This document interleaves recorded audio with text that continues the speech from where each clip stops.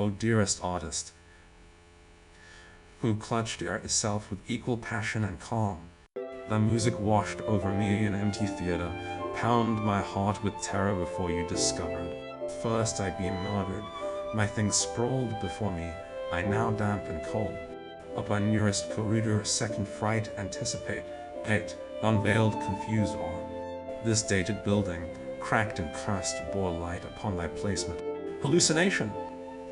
Nay, divinity, thoughts cried, closer crept. Hunchbacked and humbled became I. Oh, how methought insane, a blossoming flower marriage suddenly stand. Did thee robbed from portrait you played animated and fiery? Forsooth, what catharsis hath Lord I witnessed? Ever more intense, my vision crystallized in ears raptured, blues and yellows, vibrant hues played you. Oh, what unique visions you brought! Glowing, reflective petals bequeathed bewilderment became frayed and sharp. Thy ecstasy ruined and eyes now up, stare at my reawakening intrusion. Shrieking you, ran I, tumbling over seat and pillow, breaking door, unwilling dart I, intent misunderstood. Prithee, read me and reply somehow lettered near thy stage. Tortured must I die should apology lie unread. Let not be our sole conversation, with curiosity and sadness. Namens. Nadam and Lila 1000 Fugus 242 in the bustling market town adjacent to the vast deserts of Bor. Then the saucers were rowdy. These delicate porcelain dishes, often painted with intricate designs, were highly sought after, signaling both wealth and sophistication. Nadam was a potter's apprentice. His hands, once only familiar with the rude clay of everyday pots, had recently begun shaping the elegant curves of these decorative saucers.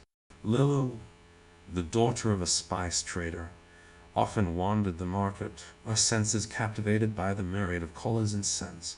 One day, as Lyle was examining the spices at a neighboring stall, a particular saucer caught her eye. Its design depicted two intertwined figures, surrounded by the vastness of the desert, with ancient dunes standing sentinel in the background. Drawn to it, she picked up the saucer, her fingers tracing the artwork. She was no stranger to tales of passion and longing from passing travelers, but nothing had prepared her for her own yearnings. Noticing her interest, Nadam mustered the courage to approach. "That's one of my first pieces," he admitted shyly. Their conversation flowed easily, saucer acting as a bridge between their worlds. They began meeting regularly from markets to distant dust dunes, becoming their secret rendezvous. Their secret trysts amidst the desert dunes became more frequent and fervent. The vastness of the desert, with its undulating sands and whispering winds, oiked their burgeoning passion. Each meeting was a dance of hesitation and desire, the line between friendship and something deeper blurring with every encounter. One particularly balmy night, the moon, full and luminous, cast a silvery sheen skipping across dunes. Nadam, with a nervousness betraying his usually calm demeanor, spread a blanket over the soft sand. Lila, her heart racing, sat down, her fingers instinctively seeking the warmth of his. The charged silence between them was palpable. Their eyes locked, communicating the depth of their unspoken desires. Nadam's fingers tentatively brushed Lila's cheek, moving to tuck a stray strand of hair behind her ear. The simple touch sent shivers down Lila's spine. She impulsively leaned in, their lips meeting in a hesitant, deepening kiss. As the night progressed, their explorations became bolder. Layers of clothing, symbols of societal restraint, were shed, revealing the vulnerability of bare skin. Lilo, her breath quickening, marveled at the feel of Nadam's ruined fingers tracing the contours of her body. Nadam, entranced by the softness of her skin, the gentle rise and fall of her chest, and the intoxicating scent of her hair, Their discoveries were punctuated with soft, sharp gasps before nervous laughter and murmured reassurances. The vast ancient desert stood as both guardian and confidant to their passionate refuge. Yet, with dawn's approach, reality seeped in. They dressed the weight of their secret and the society's expectations pressing down on them. But their shifting surroundings with timeless tales would forever hold the memory of a night where love and longing had intertwined, unrestrained. The days that followed were a whirlwind of emotions.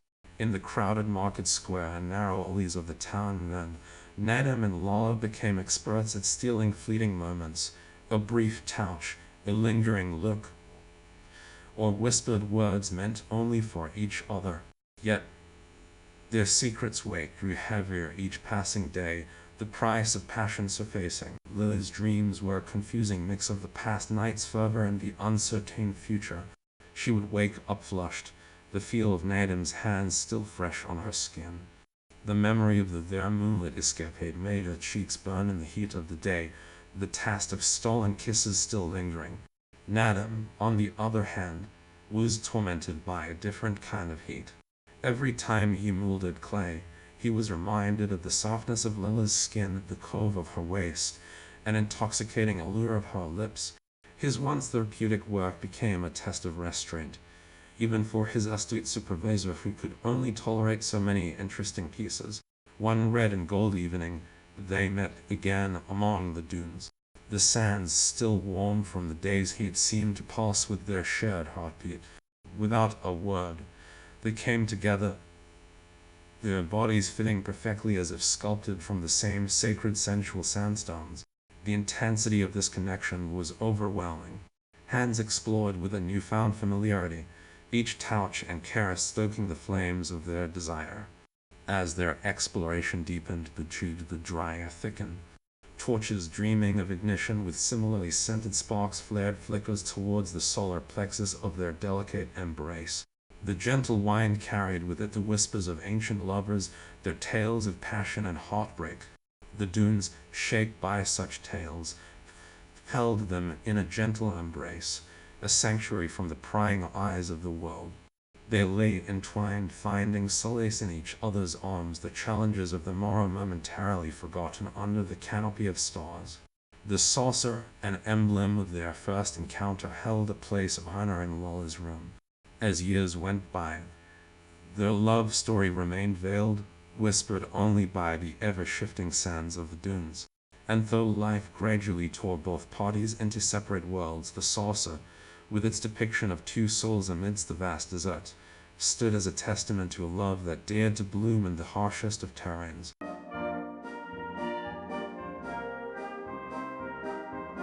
Stamets 1175 adrift, castaway stray bathed in never-ending.